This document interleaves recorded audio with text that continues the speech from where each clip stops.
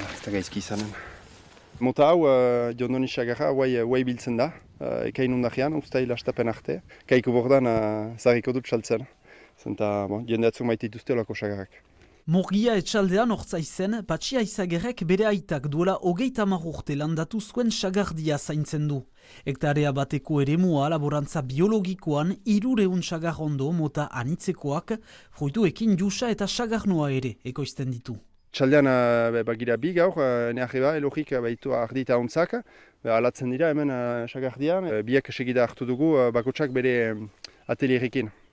Aurten urte berezia, Patxi eta Basenafarroko beste 17 etxalderentzat, Ortzaizen atxikitzen duten Kaiku borda saltegiak 20 urte ospatzen baititu. Mahasina 34 laborarik sortu zuten garaian ofizialen eremuan aintzindari izanez.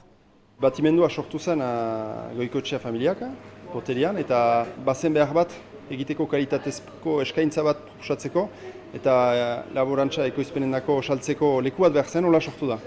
Fruitu, barazki, gasna edota haragi gaur denetarik aurki daiteke dendan, 20 urte zobeki egituratzen ikasi dute laborariek bezeroak atxikiz.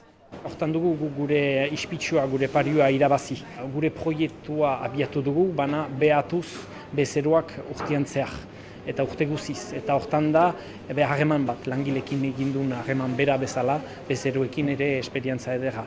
Gaur egun 2 langile enpleatzen ditu Kaiku bordak, laborariek saltegiaren 20. urtemuga ospatuko dute uda guzian eta besta baten bitartez irailaren 5.